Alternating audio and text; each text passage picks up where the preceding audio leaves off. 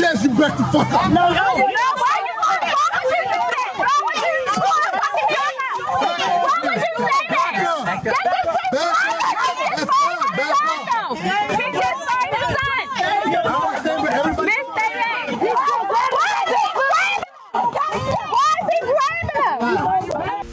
This is Baltimore City Police Officer Jorge Bernardes Ruiz.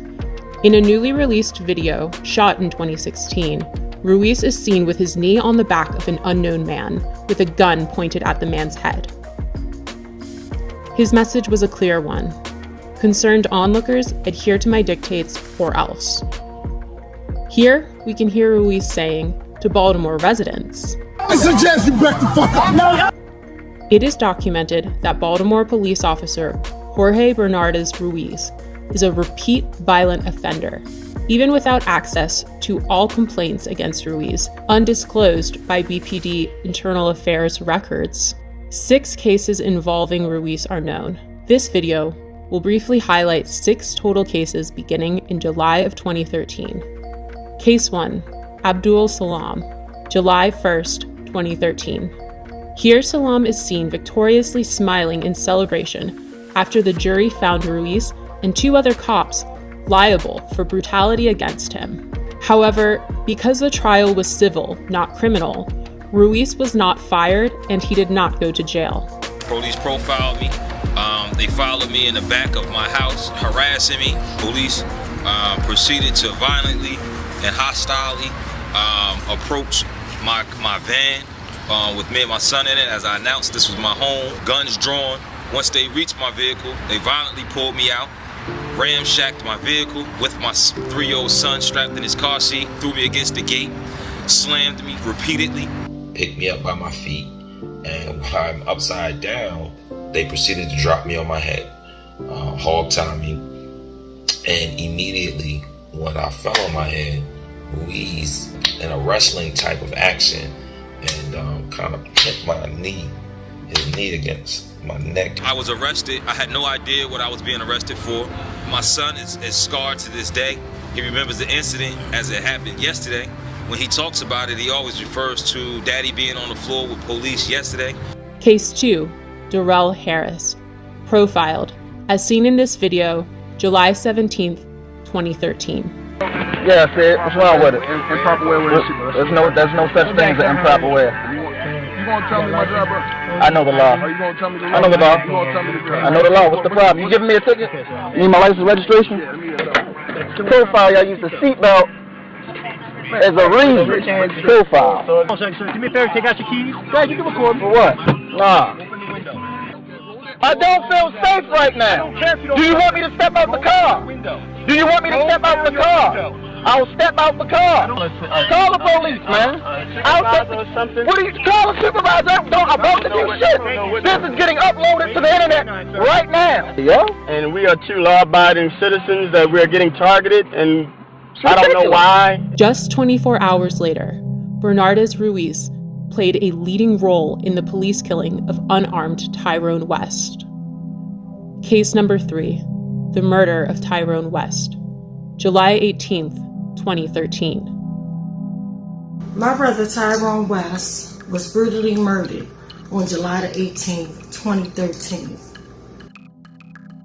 In both of these cases, when you look at the pleadings and the harsh language of these officers that have been quoted to me by reliable witnesses, the N-word. And Killer Ruiz and Killer Chapman and the rest of those 11 to 15 killers, including David Lewis, took something from my family that they could never give us again. And that was my brother Tyrone West, one unarmed man who was brutally murdered, beat to death in broad daylight.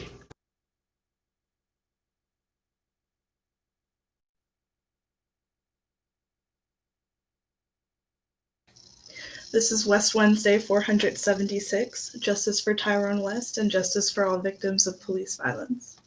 Tawanda, it's all you. Thank you, Rachel, and again, thank you for hosting tonight. Definitely, totally appreciate you. And the reason why I'm wearing this mask tonight it's just literally to represent my brother.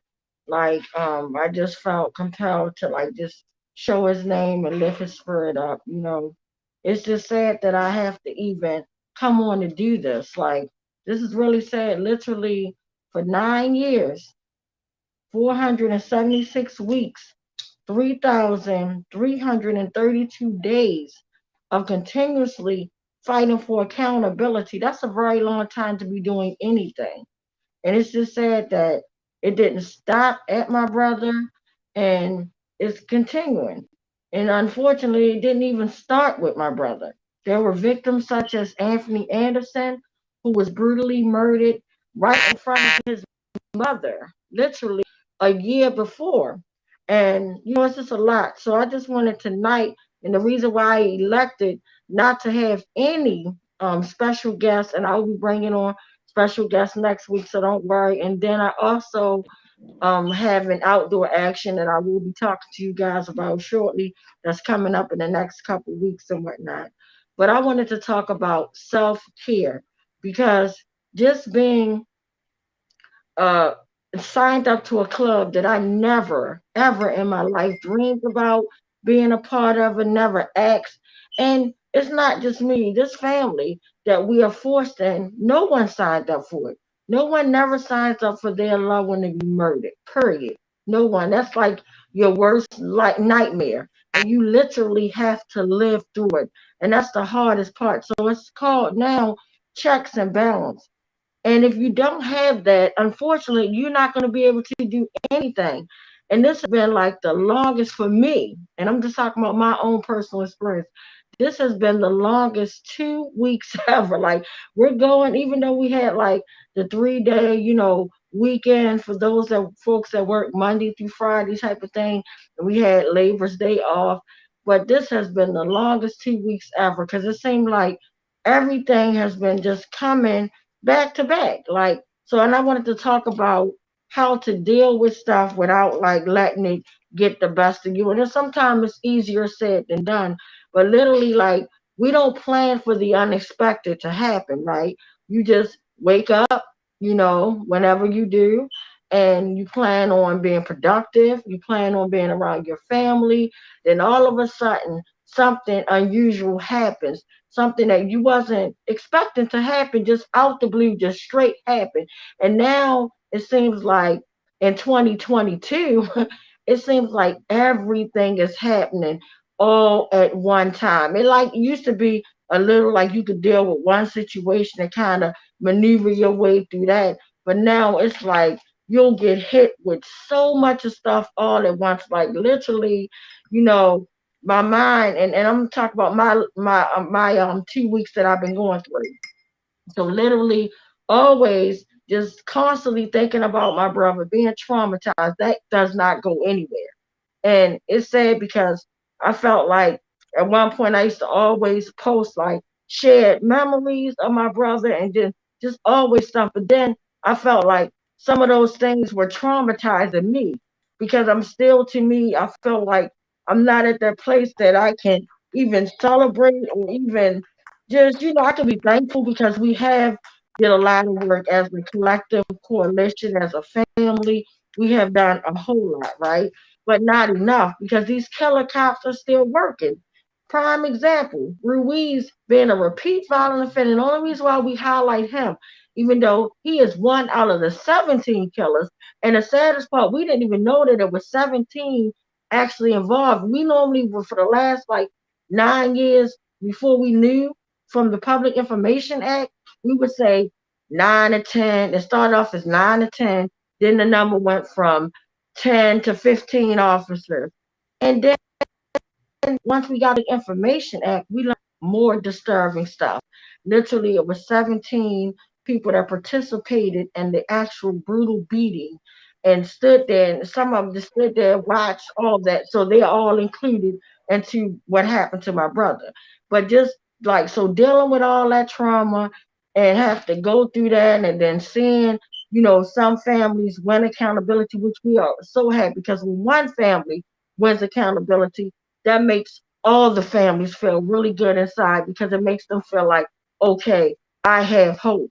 they're opening up the doors for me. You know, it's just all this that you have so many ray of emotions, but then at the same time, you almost in a sense feel cheated because you're like, hey, hello, what about my loved one? You know, so it's a lot going on right there. But me constantly dealing with that, and then we're transitioning over to our babies being back in school, whether they're in high school, middle school, college, elementary school, whatever, just going into the new school year.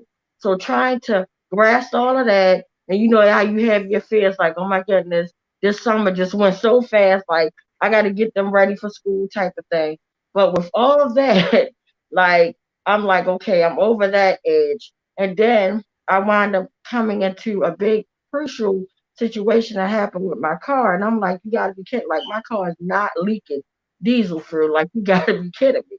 So dealing with that, and then on top of that, and then I say like once you try to grasp something and try to work through and get your mind right, then Friday I'm at work and literally my phone just literally just dropped and broke. And I'm like, you gotta be kidding. This is not happening on top of that. So I'm literally having like an outside, even though these some of the things I'm talking about are material, but if you think about it, the realization in all of this is A, you need transportation to go back and forth to get your babies to school, to get yourself to school, or however you need to maneuver.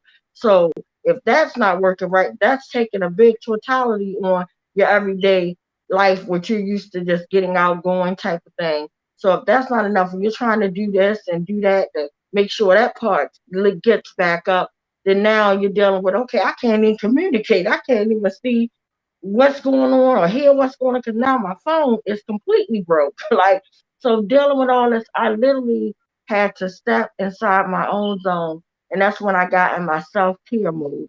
And the self-care mode was the good part about all of this.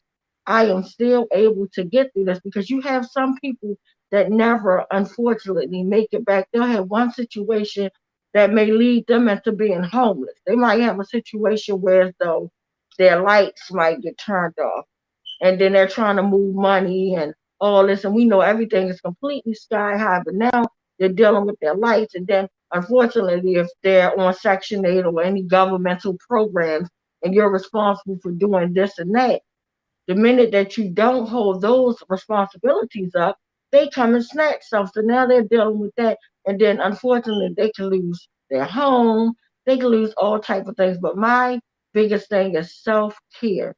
And me like looking, and I had a close friend of mine that's actually going through this. Like literally she's homeless. She went through just like, you know, they put her in a horrible place to live, her and her son.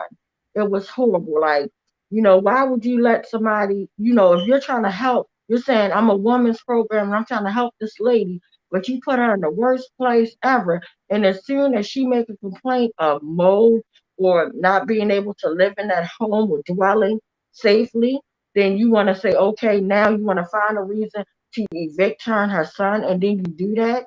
And then after that, just situation after situation after situation. But I just want to tell you, just hold on. Like, we can't always look at what we're going through at the time. We can, but at the same time, you gotta prepare your mind. You have to be strong through all of these horrible situations that may happen. You may even be going through relationship crises, feeling unwanted, or whatever you're battling with. It's mine. It can really set you back. But my thing is, we need to focus on that place of love. Like that's why I always say live to love to live, because I promise you, love is what is guiding me through all this. Like just having like the love of my West Coalition family and my family and friends just saying, you know what, Tawanda, we got your back type of thing. And literally, okay, if you're volunteering to give a person a ride or whatever your nice deed or act is. Like, unfortunately today, as bad as I wanted to be at Pastor Steve's beautiful wife funeral, I was unable to. I couldn't take off. I couldn't call out because I'm a teacher. And if I do that, that's an incident and that could be lead up to me being terminated. Like, so it's real serious. So as much as I wanted to be there, but I couldn't, but I actually sent a friend of mine, Uncle Bill, you know, to go in, and he kind of stood in for we're all more than friends because I consider the West Wednesday family, the West Wednesday coalition of family, right? So to actually send somebody there and he was able to go in and not only uplift her name in the West Coalition and our struggle, he was able to present a beautiful certificate that Ben made. Ben is an awesome, amazing graphic artist. So I said all I had to say was these are the times where we need to just lean on each other for whatever we need, even if it's just somebody to listen to you. If you just have a few kind words that you may offer, or just being that ear, all of that stuff makes the difference. So when I got into that space and I felt like I was slipping and sliding straight down in darkness, because it's like all it takes is just that one wrong thing that kind of set you off and set you back. Because then at that moment, if you're already traumatized, all that stuff will make you feel like a failure. It'll make you feel like you're defeated. You have all these emotions that hit you at one time, right? And you're standing there, you're just feeling like less than a human being, like less than worth. You're feeling all these bad, dark things.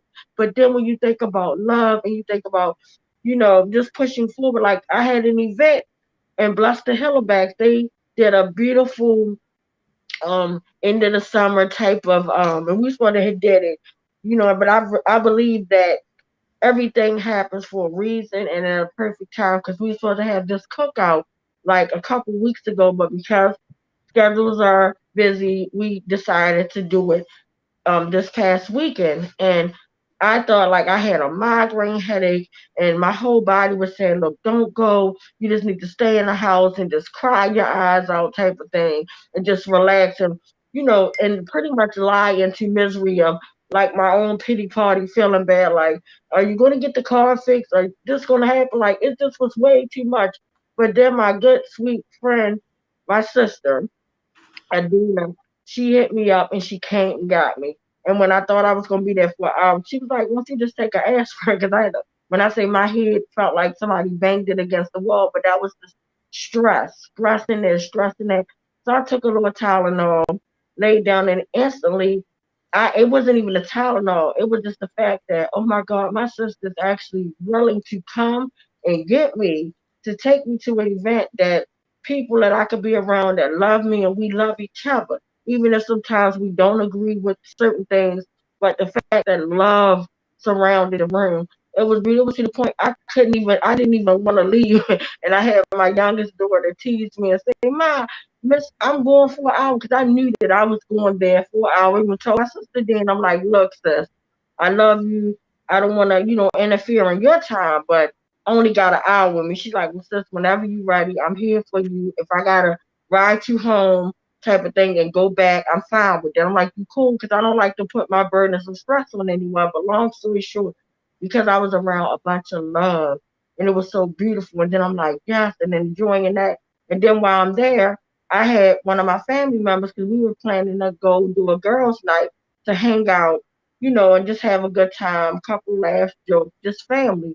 And they hit me up and they're like, and now I'm thinking after the cookout, I'm going to go home, take a shower, and jump in the bed, just watch my favorite show. And then one of my family members hit me up, like my cousin Bree hit me up, like, hey, cuz, you still going up to Loafers tonight? And I'm like, oh my God, I forgot all about Loafers, right?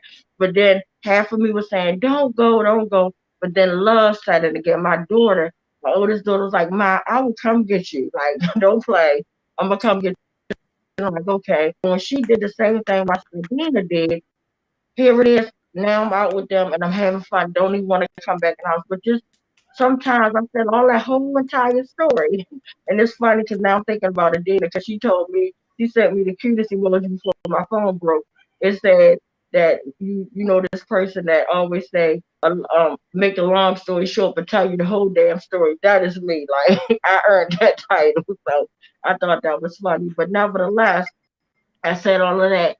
Sometimes we will talk ourselves out of comfort, peace, and love just when we're sitting down and stuck in that place. I just urge you, like, if you're going through something, it is best, and I'm not no therapist or none of that, right? But in my opinion, it is always best that you think about how you're going to benefit out of it and how it's going to make you feel in the end. And you know, if it's something relaxing, just being around your family members, friends, talking, that is always a good thing. Because now we're in times where as though I feel like social media completely took over our everyday normal life. Like the other day, I'm like, okay, it's my day off, Labor Day. I'm going to just watch a bunch of movies, chill type of thing. And sure enough, my Comcast had like something went on and they sent me this alert. Like it abruptly, like I'm in the house cleaning up. I'm like, yeah, I'm gonna clean up, then I'm gonna go cook dinner. I'm gonna watch kids. I'm gonna have movie day, all this stuff that I had fun playing. But then out the blue, here it comes. I'm like my to Megan Thee Stallion clean up, then the TV just freezes. I'm like, what the hell going on? Then I get a text message saying that you know, your service is gonna be down for a minute. We're working on something in your neighborhood. I'm like, you gotta be kidding me. But then I'm like, okay, cool, I'll just get on my phone. That ain't my phone. My phone's still on. But then unfortunately, because of the Wi-Fi service, I couldn't get on my phone. I kept turning my Wi-Fi service off, on, could not get and do anything. And now I'm ready to go back into the little dark place. I'm like, you gotta be kidding me. I'm getting real frustrated. But then my youngest son was like, Ma, this is the perfect time to have family time. And I'm like, and I'm being a sour patch. I'm not even gonna lie. I'm like, son, that sounds good, cute fun, but I'm not up for it. He sure enough took the lead and they're like, Mommy. And he went downstairs, literally got all the board games out of our game room, came upstairs from Family Feud to everything, and to this cute little emoji game that we played. We wound up having fun eating dinner, and it was like old times. And as soon as the internet popped back up, I'm like, oh my God, we do the internet. Everybody back to their phone texting. But I just have to say, sometimes we have to escape away from social media, meaning Facebook, Instagram, all that stuff, right? And just spend good old times with your family. Because at any moment, we don't know if you can have a power outage in your neighborhood and they could cut all your lights out. Everything could just literally go out. But you have to have like sort of, I guess, a backup plan type of thing, whereas though you can like kind of maneuver doing that. And I just felt like all this showed me that no matter what I go through, no matter what atrocities I face, as long as you have love, your love is that peace of mind. You can like literally move around through that. That's like your vehicle. That will get you anywhere. Like it's not running out of gas. It don't cost you anything. You could just smoothly go through all the rough spots, go around it. Like love is the key. And I just ask you guys, do not take love for granted. Tell your friends, your family members you love them as much as me and my children and my family. We say we love each other. If I got $1 all day long for one of my children say, Ma, I love you, I love you, I'd be a billionaire. I wouldn't even have no more financial issues, right? I'd be rich, right? But I just said all that to say, just remember, always love. And I think love is something that everybody needs. And I'll be real quick before I go to the comments and questions. And I done told this story a billion times, but I just remember the first time I realized how important love is and what love looked like was when I had my neighbor, which was our landlord. It's funny that like back in the day, you could be living right in the same community as your landlord, and that that's how it was. And I'll never forget, he would always call the law enforcement authorities on a child, like, and we thought he had mental health issues because I'm like, there's a baby riding their little bicycle down, the alley, and he would straight call and say they're making a bunch of noise, and he seemed so angry, he seemed so bitter, and me looking on the outside, I saw him with like 32 cats, right, in his whole house, and I'm like, he got a bunch of cats, and then he had this long beard, he looked like Santa Claus, but he was like an old Caucasian male, and like he would frighten me just from the way how nasty and mean he was. Just thinking about love and how love can just maneuver you through anything. So I remember one particular day my mom said, hey, go take this checkup, to Mr. Haymeyer. And I'm like, okay. So I go, I'm all excited. She's cooking dinner and I helped her prepare dinner and we were cooking together. And long story short, I go and I knock on his door and he comes to the door really mean, really angry. What, who is it? Yelling. And I'm like, excuse me, it's Tawanda from down the street. What do you want? Like he's getting really mean, angry. And I'm like, I was just here to give you the rent check. And then he opened up the door. He was like, okay, give it. I said, wait a minute.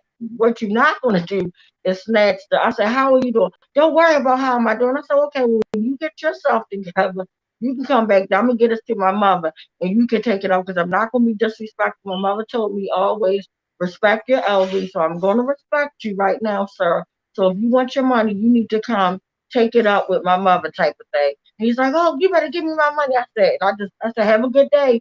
And I walked away. And I went home, told my mom about it. She took the money. So hours later, long story short, I do not. But he pretty much came knocking. He came back, knocked on the door, and I came down there. So he's like, hey, he was like, do you have the check? I was like, let me get it from my mom. And so I said, you want to step in? Because it was like a cold day that day. So he stepped in or whatever. And then he's like, something smells good. And at that moment, that's where love made that connection. And literally, I invited him. I said, well, would you like to have something to eat? And he said, sure, what are you guys having? And I told him the things that my mother made. I told him the things that I helped cook. And he wound up eating it and enjoying it. And in return, he was so happy that the very next day, I think he bought me a gift for like and I had baked the cake because I love baking. So I was like, and I baked the cake. I said, my mother made everything else. I just baked the cake. He's like, oh my God, the food was delicious and the dessert was amazing. So the next day he wound up, just as a gift of showing gratitude, he wound up going to get me like a fancy little blender type of thing. And I was like, oh my goodness, thank you. And at that moment, we actually bonded. And then I realized that he was a lonely man as he started to talk when I asked questions because I would have never got those answers without asking questions in a respectful way. And I'm like, I see you love animals. Like, you have 32 cats. And he explained to me the reason why he had 32 cats was because each one of them was named after one of his loved ones that he lost. He didn't have any family here in Baltimore. Okay. And each cat represented one of his lost family members. And that made me so sad. I was like, oh my, I felt so sad. Like, I was like, oh my goodness, I felt so sad for like prejudging him, thinking he was crazy and, you know, miserable, and all these, you know, assumptions that I thought of him that was in my mind just instantly like was erased and love set in. And I was like, oh my goodness. And we became literally best friends. Here it is.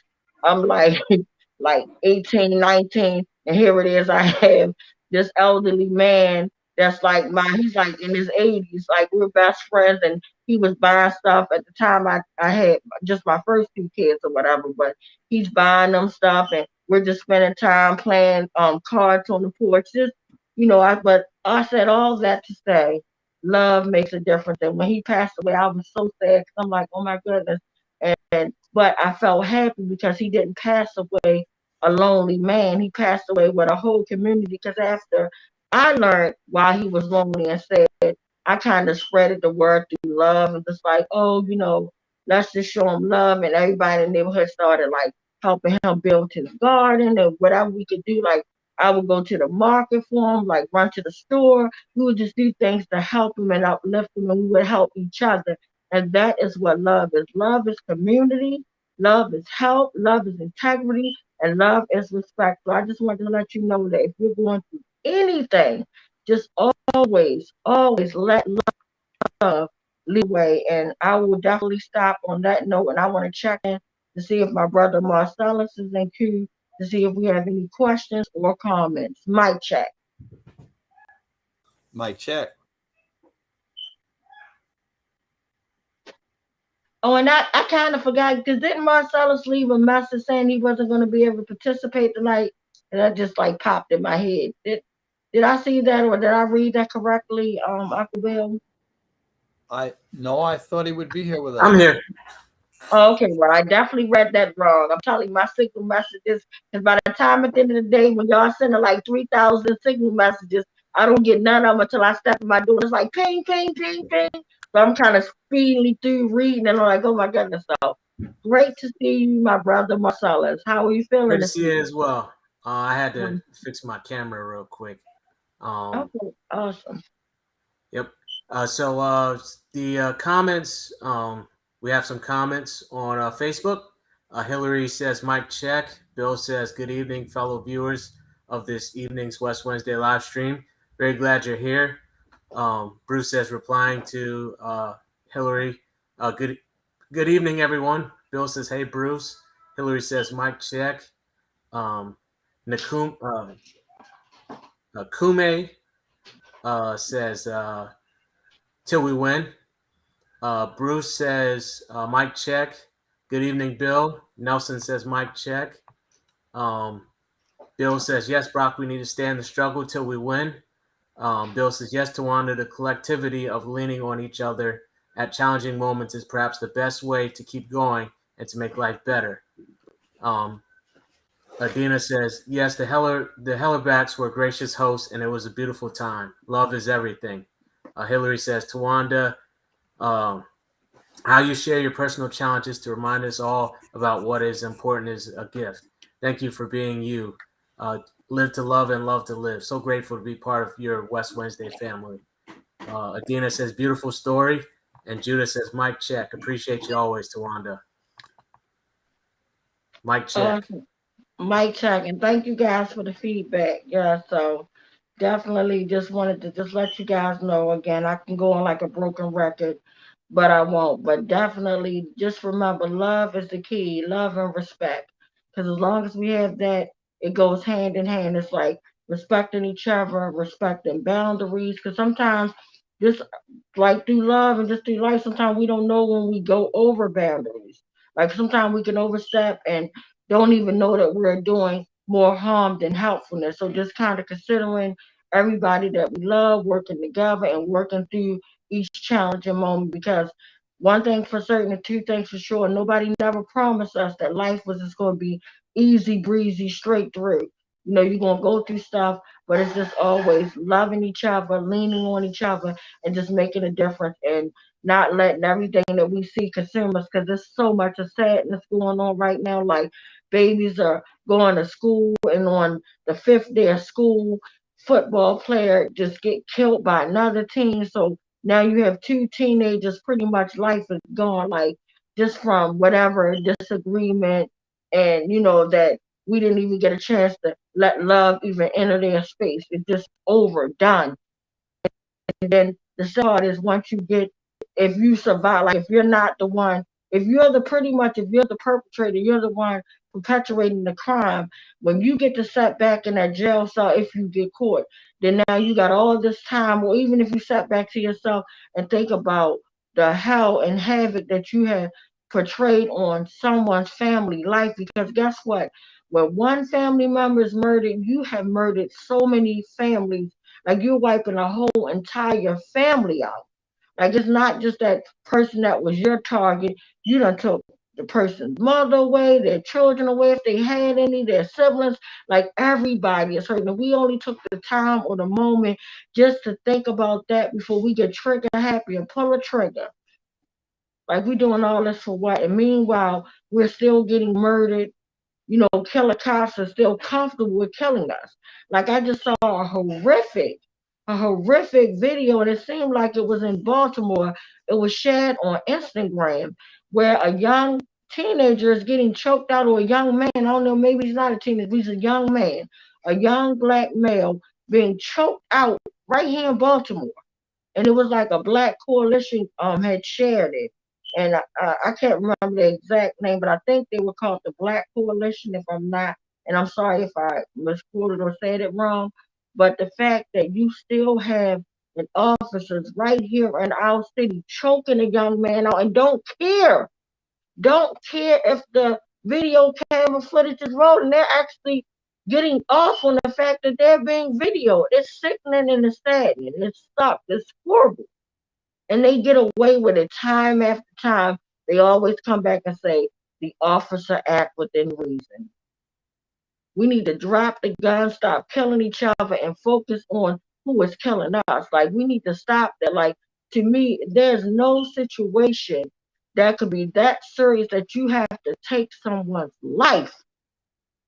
At the end of the day, a family member does not care if it was an officer that murdered their loved one or someone on the street. Their loved one is no longer here. That is not an act of God if you believe in God, right? That is not an act of, okay, like that's not the same thing as someone being sick, car accident, and even those things are hard for loved ones to accept, right? But the fact that we could just easily pick up a gun or stab or shoot someone or beat them to death with no problem and go back home and return to our family, it's sad. And like one of my sisters said, and I couldn't have said it no better. She said, and my sister Natasha, who lost her, I believe it was her 15-year-old baby girl, literally in Chicago. You know, our baby girl, they were going for a ride and someone shot up the car and her baby girl got murdered. Her baby girl was the only one that died. You know, others were hit, but they survived in the car, but her baby girl did not make it. But she said the most profound thing when she said that hell is empty. You know why hell is empty? She said, because all the demons and devils are running around on earth. And it made so much sense to me. It's so sad and sickening that someone can actually murder someone or murder multiple people and go back and chill with their family. Like we have people out here that don't even have a conscious mind because you clearly couldn't have one. How can you murder anyone and just sleep at night, lay down in your bed, or do your daily? That's horrible. That is disgusting. And that's why I always say, reopen these cases. I don't just speak about my brother Tyrone West, because like I said, it didn't start with Tyrone West, and unfortunately, it didn't end with my brother. People are still getting slaughtered, right? So I say, reopen every case and give our families accountability. We deserve that. Because if we were the ones, or our loved ones were the ones committing these horrible, foolish acts of hate, purity hate, you can't call it or category it in any other category but hatred, right? Whether it's self-hate or them, we're hating us because of our skin color, religion, background, whatever. It is hate, right? It's not love. And they just walk away when we have a corrupt system, more than corrupt. It's more than corrupt. It's heartbreaking. We have a system that allows these atrocities to go over, these atrocities to happen over and over to another family. And the only thing, unfortunately, that happens is the victim name change, but it's the same game. If you look at that heartbreaking video, we started off with we started off with Abdul talking, how he was in a hog-tied position, tossed on his head for a traffic stop by Ruiz and Chapman. Those are the first two killers that approached his van, right? Even though he was not murdered, he survived. And that's why I say a victim is a victim. It doesn't matter if you were murdered or you survived. The fact that you were a victim is awful. It's awful, and no one should feel like, oh, because I survived, then I'm not worthy. No one should feel like that. That is sad and heartbreaking and disgusting to me. That's just saying if I was in a car with my brother and he got slaughtered, but because they didn't kill me, I'm not worthy? No, that's not right. A victim is a victim, and that is why I have always been here for all of the victims, okay? Even the ones that are armed, okay? Even the ones that are going through mental health crisis, right? I'm here for all the victims because my thing is this. If you could walk racist serial killers that murdered multiple people to accountability with not even a wrinkle on their shirt, not even a scratch on their skin, and you could walk them to accountability. Where was your fear at, sir, madam, ma'am? Where was it? It went out the window. But then if we have a cell phone and we're in our grandmother's backyard, you gun us down and say, oh, I thought that was a gun. That was a cell phone. If you're out there and you break up a fight on a New York corner and you get choked out in broad daylight on video and you say, I can't breathe, and you get murdered just like that, and then you blame the person's weight and say, okay, everything besides the fact that he was choked out, murdered him, he was overweight, he was this system is sick and disgusting, man. It's disgusting. And for them to allow my brother or any of our brothers and sisters to be murdered and no one wants to talk about these cell blocks. Everybody want to tiptoe. We want to talk about reform, which is great. Don't get me wrong. Okay. But the biggest reform is transformation. And that's putting these damn cops in a cell block. And even if they're not a killer, if they abuse someone and the person survived, put them in a cell block. But the fact that they are comfortable with these killings, comfortable with these attacks, comfortable with terrorizing us, all this in the one, and they get to walk to accountability. And the crazy part about it, most of the time they have the same lawyer that represents all these killer cops go in the courtroom, put their fancy suit on, knowing that they represent murderers and killers and all of that, and they play the same game. And before I go to the questions and comments and our sad list, I just want to tell y'all how dirty and how much of a fraud this system really is. I'll never forget when my brother was murdered and we met with Commissioner Batts. That was the first commissioner that we met with. He sat down, he talked to my family, and he promised us accountability. And everything sounds so good while we was in this cozy little office. And he's like, oh, I don't play this and that. But I should have known because he had a rap sheet of abusing his wife and all types of stuff. But I tried to look past his rap sheet to see if he was going to have integrity, right? And no, he didn't have any. He called an outside panel of his friends. He brought them from where he came from, and they pretty much did a regurgitation of what the killer cop said, right, in their report. So that was a bunch of foolishness. So that was a big disservice. It was pointless of me sitting there wasting my breath. The only thing that I would ever give him props for is when he told everybody to stand down, and he lost his job because of that. When the rioting, I don't even want to call it riots, when the uprising happened, when people said, enough is enough, we tired, we standing together in sisterhood, brotherhood, we just all together.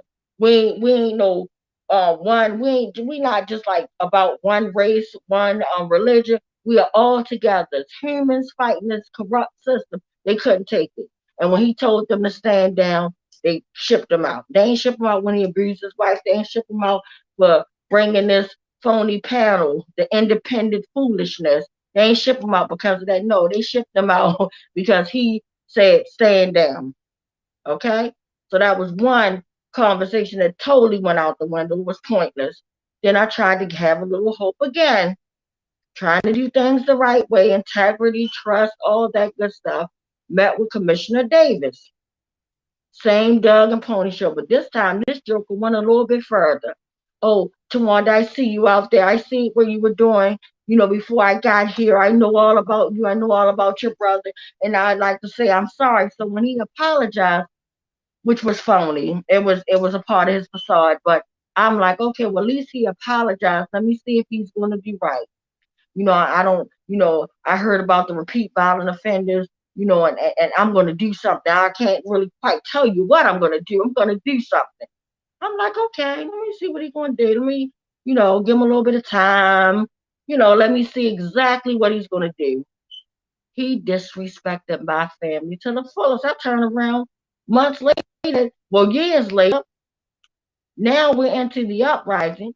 And then I see him give two of the killers, not just one, two of the killers, Chapman and Ruiz, a goddamn award. I'm like, are you freaking kidding me? Are you serious? I was like, you gotta be kidding me. That cooked my skin. And then me again, trying to do things right with our new Commissioner Harrison. I'm like, let me see what this brother's about. Because one of the commissioners that pretty much tried to come on, he was, I can't even think of the joker's name because they all crooks. I'm going to call him a crook. He tried to come in. I believe he was from Texas or whatever. But the thing was that he pretty much was a piece of crap there. And it was a young lady that pretty much called the police because her son was being abused or something, because something happened, a dispute with neighbors or whatever, it went wrong. But for the black family was not wrong at all. They tried to do the right thing, call the police, and pretty much the black family, of course, It's not surprising. They turned up on them, did horrible stuff that was recorded. But for this person, this piece of crack, crook number, I can't even, on a lost track, but this crook pretty much thought he was going to come to Baltimore. So we pretty much chased him completely out of here, shut him down. So when we met Commissioner Harrison, I'm like, okay, let's see what he's going to do. Met with him, the same Doug and Pony show. He act like he was listening, but when I don't play that, I'm bringing this people from here, I'm going to do that. And then I'm looking now at the murder rate in Baltimore. Oh my goodness, like sky high. Like Davis got fired immediately from the mayor about his lack of holding people accountable. He straight got fired after they used him to do that, whatever they wanted him to do. Once they use you and wash you up, you pretty much trash. They're going to toss you to the sideline. But nevertheless, when I met with Harrison, I told him, he was like, you know what, I'm gonna look into this. This is disturbing, and I'm gonna be a man of my words. I'm gonna do something. I'm like, okay, because I'm not asking you to cut no cards with me or to do not. I'm asking you to do your job. Wherever you see that something is, apply pressure, and that's accountability. I'm not making up nothing. We never changed everything that we said from July 18th, 2013, and you're talking about we're in now 2022. Okay, we never changed anything. 9 years later, the story remains the same, truthful. But he met with me, and I'm like, okay, well, maybe you might do something. I'm feeling like, okay, I don't know, but I got played by 2 other commissioners. Maybe he'll do right. Called me back, did a follow-up call. 2 weeks later, I looked into what you told me. I'm going to check it out. That will not happen under my tenure and watch. I'm like, okay, brother, let me see what he's going to do. Turn right around, and this joker gave Ruiz a reward. Turned right around, gave him a reward. I'm like, are you kidding me? They are so disrespectful. That's why I'm not trying to sit down and meet with nobody else, because I'm sucking for punching somebody in their mouth. But remember, I told y'all I'm trying to do this love thing, living through love. So I love myself, I love my freedom, and I will not jeopardize it. But these jokers play too much. They're so disrespectful. I'd rather you not waste a family member's time than to sit in our face with lies and blowing smoke up our hind parts. That is very disrespectful. We don't deserve it. Bad enough, you can never give us our loved ones back. My brother will never have a chance to sit at any table with his children. Okay, his beautiful children and his grandchildren. And my family members, right? We will never get a chance to sit back down with him on earth now, okay? We're only praying, as me as a religious woman, is praying that I meet with him when it's my time, okay? That's my prayer. But we will never, in the physical realm on earth, meet with him and sit down with him at our table again. So for you guys to disrespect my family, and not just my family, the families that are suffering. For Timothy Fleming to be murdered in his house a year and some months ago, and Timothy's family does not have that autopsy report, and for you to leave those babies, his two sons in that same home where he was murdered.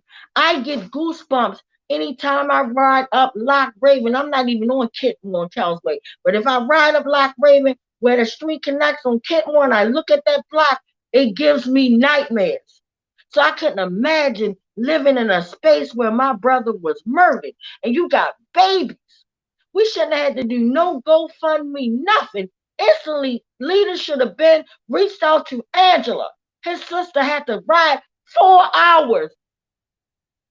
She don't even live in this crappy ass city. Excuse my language.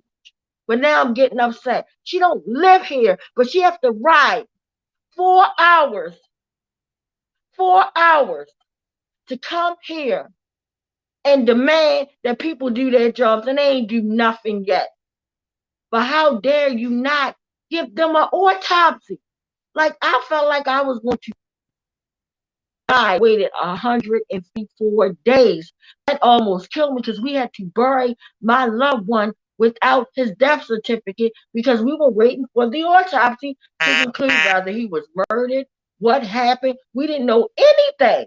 But the fact that you got this beautiful family And it's not just Angela, it's his children, it's his fiance, girlfriend, whoever you want to call it, whatever, his loved ones, his aunties, uncles, sisters, everybody connected in Timothy Fleming's family, his friends, suffering, waiting for you to do your job, and you don't even do anything. Shame on you. So the list goes on, but I'm going to stop right there just for time's sake, and I'm going to check in with the questions or comments, and then followed up by that, I'm going to come back and we're going to bring you guys, unfortunately, the sad list of homicides as well as the police brutality list. So I'm going to do a mic check, and I'm going to check in with Marcellus. Mic check. Mic check. Mic check. So on Facebook, Judah says, mic check, appreciate you always, Tawanda. Adina says, there's nothing on this planet that warrants killing another person. Bill says, reopen all the cases of police murder and put those cops under the jail. Adina says, reopen the cases, justice for all victims of police brutality, jail for Ruiz. Bill says, 100% right, the system is definitely sick and disgusting. Smiley says, I'm convinced a lot of people who call themselves caring about what happened to Tyrone West are actually folks engaging in neutralizing the push for accountability to convict the officers. Adina says, dog and pony show. Bill says, all knowledge comes from experience. Even when you read a book, it's essentially a summation of other people's experiences. Tawanda's experience with all the phony police chiefs teaches us an important lesson. Police are not neutral. They are a force of organized violence controlled by the ruling class of capitalists to protect the privileges and property of the rich. Adina says they reward killer cops because it's part of the way they operate. It's sick. Mic check. I do have one announcement if now is the time for it, but I can wait, of course. Yeah, so first of all, I just want to thank everybody that commented, queued in. Thank you guys so much. Sending you guys virtual hugs, love. And just remember that anything that you're going through, if you apply love to it, I promise you, even if it don't seem like to satisfy you and always trust me, you're going to be better off just letting love lead the way. Because once the love sets in, then you calm down, and then now you're able to work around that situation and pretty much think your way out. Like you're a thinker, you're not going to just stand there and just take the abuse or take whatever you're going through. You're going to figure it out, but you can't figure out anything if you're in a place of darkness, rage, hate.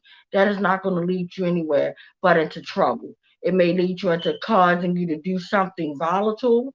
It may cause you to mentally break down physically, which hurts you and your body.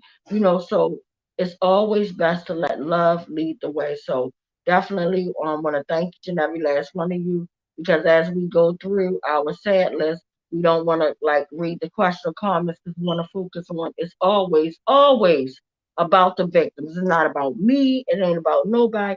It's always about the victims. So I'm going to check in with Marcellus because he said he had an announcement. I'm also checking with any other West Coalition members that might be in our green room right now, if they want to say anything or add to the conversations before we go to the sad list. This is the appropriate time. Mic check.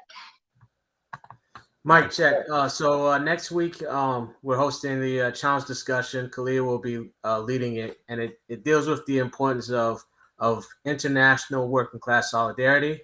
The conditions that we face are dire. We look at Baltimore dealing with the water issues, but those same conditions are widespread around the world. People are being targeted, executed.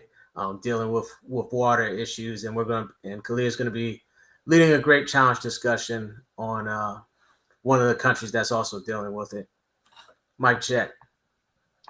A mic check. And going to see if anybody else have any questions or comments before I bring our brother Brian in to read the unfortunate sad list of Baltimore homicides. Mic check. Mic check. Good evening. I just want to mention that we've talked about a lot of serious problems that we have to fight and change.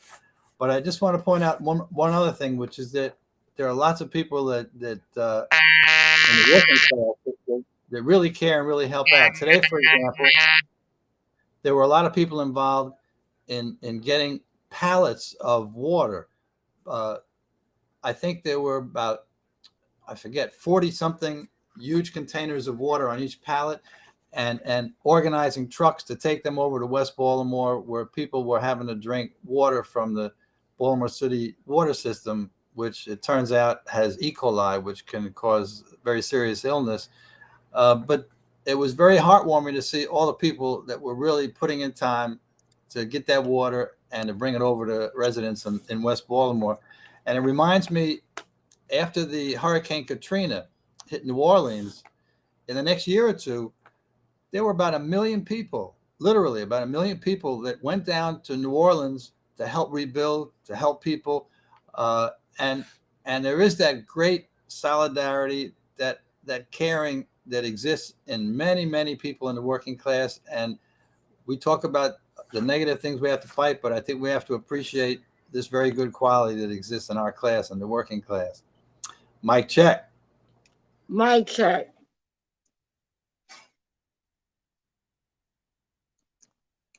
So thank you guys for sharing. Definitely appreciate you. Now we're gonna go check in with our brother Brian. And brother Brian, I want to ask, do you have anything that you want to share with us as a coalition family, or any announcements or anything before you read the sad list? Mic check. Mic check. Yeah, no, I would just want to, sort of reinforce what you said, Tawanda, about the importance of being there for each other and loving each other and supporting each other, and realizing that it's not a sign of, it's not a, it doesn't make you a lesser person to need help. We all need help from other people all the time. And none of us should have to go through so many of these things by ourselves. And so I just want to, say that all of us are inspired by you, and not only by the courage you show, but also by the vulnerability you show by telling these stories. And so I want to thank you for that. But that's just my viewpoint on that. And if it's time, I'll go on to reading the list for this week. So beginning with the 30th of last month, if you just echo these people's names back to me. Jessica Tetlow, 18. Jessica Tetlow, 18. Clinton Bowser, 59. Quentin Bowser, 59. Thomas Fields, 38. Thomas Fields, 38. Julian Frug, 19.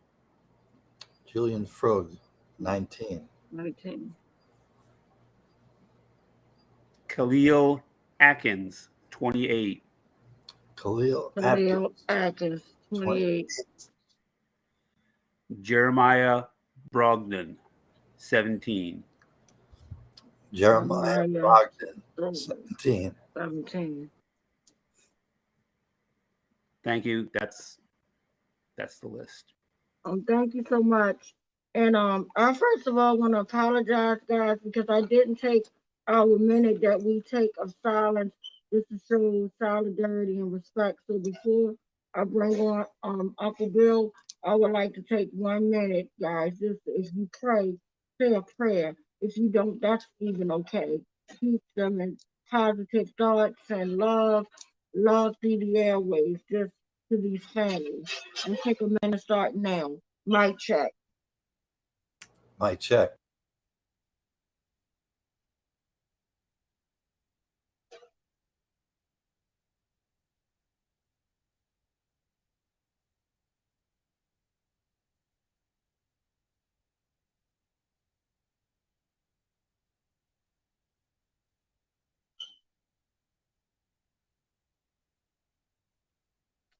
Thank you guys so much. And Uncle Bill, the floor is all yours. Mic check. Blank check. The information we have in order to uphold the names of people killed by police recently comes from the Washington Post, and they're a little behind. They're only up through August the 31st. So since last time, we have 3.5 days of police killings to report on, and that's 10 people we're going to honor and uphold this evening. And I'm guessing that, unfortunately, we'll have a larger list next time if the Washington Post gets up to date. So the first person, and Tawana, since Nicole's not here, perhaps Yes, you'd like. I was going to tell you I could do that because, Okay. that's my saying, cell blocks and killer cops. Okay, So thank you. definitely. So the first person we're upholding tonight was killed on August the 28th in Tacoma, Washington, but this person has not yet been identified. Cell blocks for killer cops. Ashe. Ashe. Ashe. Again on August 28th in Bangor Township, Michigan, 18 years old, a man not yet identified. Cell blocks for killer cops. Ashe. Ashe. Ashe. In Sarasota, Florida. Thank you. In Sarasota, Florida, once more on August 28th, a 47-year-old man killed by police, Brian Underwood. Brian Underwood. Once more on August 28th, in Houston, Texas, a man killed by police but not yet identified. Cell blocks for killer cops. Ashe. Ashe. Yet again on August 28th in Fort Worth, Texas, a 38-year-old man, Jaquinton Hobson. Jaquinton Hobson. Jaquinton Hobson. On the next day, August 29th, in Albemarle County, Virginia, 60 years old, Andrew Ainsworth. Andrew Ainsworth. On August 30th, in Cedar Rapids, Iowa, 22 years old, William Rich. William Rich. I'm sorry, because my when my device got a phone call, the sound is really low. I can barely hear you, so I apologize in advance. I understand. Next victim of police brutality and fatality on August the 30th in Columbus, Ohio. And the Washington Post doesn't usually mention this, but they mentioned that this person was unarmed. And Tawana, of course, you explained that in mental health crisis or in other circumstances, the police don't have the right to be judge, jury, and executioner, even if someone is armed. But in this case, they mentioned he's unarmed, 20 years old, black man, Donovan Lewis. Donovan Lewis. On the 31st in Omaha, Nebraska, 39 years old, killed by police, Jacob Jamrosi. Could you repeat that? Certainly. Jacob Jamrosi. Jacob Jamrosi. Correct. Jacob Jamrosi. On August 31st, thank you. Excuse me. On August 31st in Los Angeles, 40 years old, Augustine Flores. Augustine Flores. And he's the final victim of police murder that we're upholding this evening. And as I mentioned, we expect, unfortunately, we'll probably have a longer list next week if the Washington Post catches up with the information. Mic check. Mic check. Mic check. So again, I want to thank each and every last one of you guys. I want to thank our sister Queen Rachel. I want to thank our brother Ben that's tied up and he couldn't be here tonight, but he's always here in spirit. I just want to thank each and every last one of you. And I personally want to thank for all the love and support that you guys have been giving me in the past 2 weeks. Like since I've been going through this car situation and all of this foolishness at one time. So I just want to give you guys a big hug, a virtual hug, and I just want to say thank you so much. Thank you, thank you, thank you.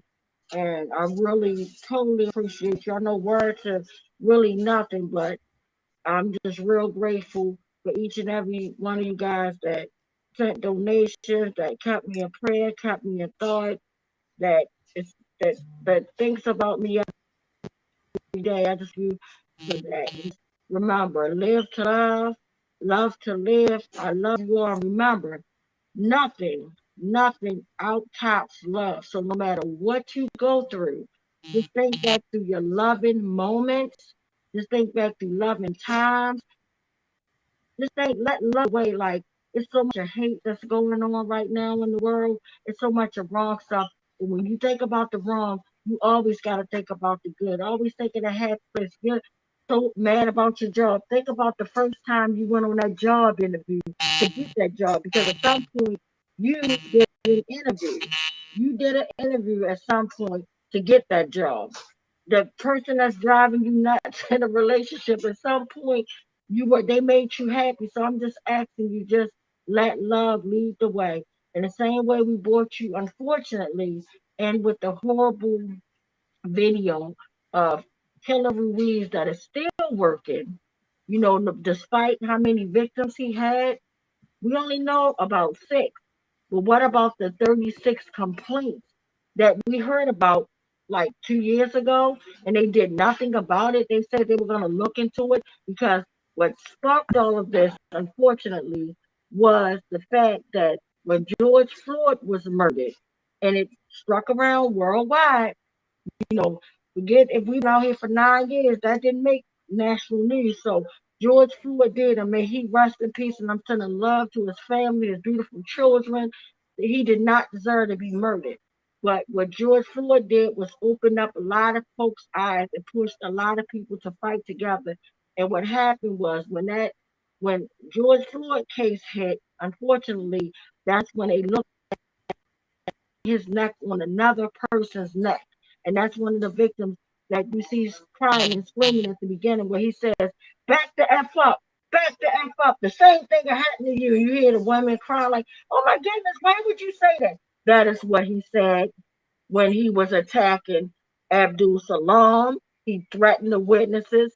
That is what he did with Darrell Hurst, 24 hours.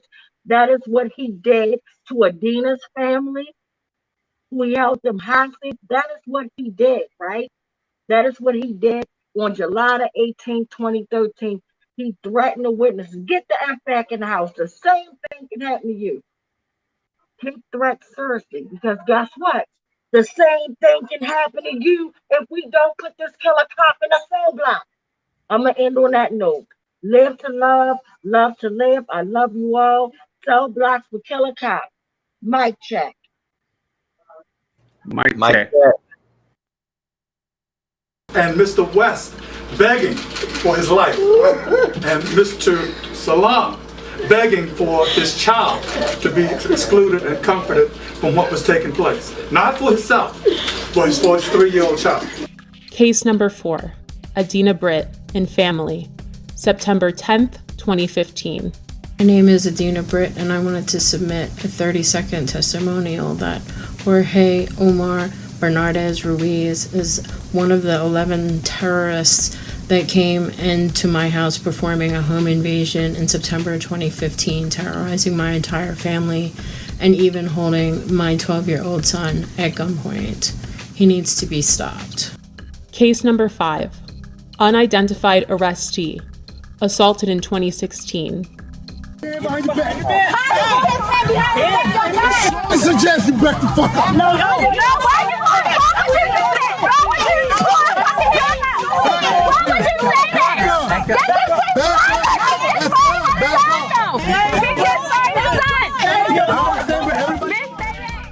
Again, this video did not surface until the summer of 2020. Case 6, Thomas McCullough, May 2016 and February 2017. I heard my front door coming off the hinges, like it exploded. Thomas McCullough says it happened twice. In May 2016 and February 2017, Baltimore City Police burst through his green front door and raided his Pimlico home. They said, police. They come up, shotguns, guns. He says officers ransacked the place, looking for drugs, money, and weapons. He took pictures of the damage he says they left behind.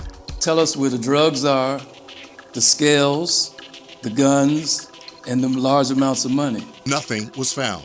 Now he's suing police, claiming officers, including a former member of the Gun Trace Task Force, frightened him, his wife, and father-in-law when the officers conducted what his suit calls an illegal search of his home. The owner of the house tells 11 News after the second raid, he had to replace the front door. McCullough and his attorney say they want Baltimore police held accountable. There is a colossal breach of trust. And McCullough tells us following both raids, no one was arrested or charged.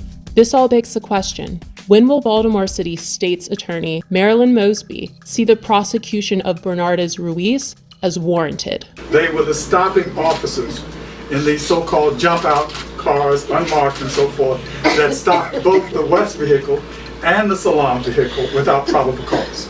And these officers are the ones that also were joined by others, but they are the ones who initiated the stops, pulled both men out of the vehicles, and commenced the vicious activity that was thrust upon them. And the Officer Ruiz that started this attack is still working with promotions. He is now sergeant. But the fact that this repeat violent offender had a history leading up to my brother.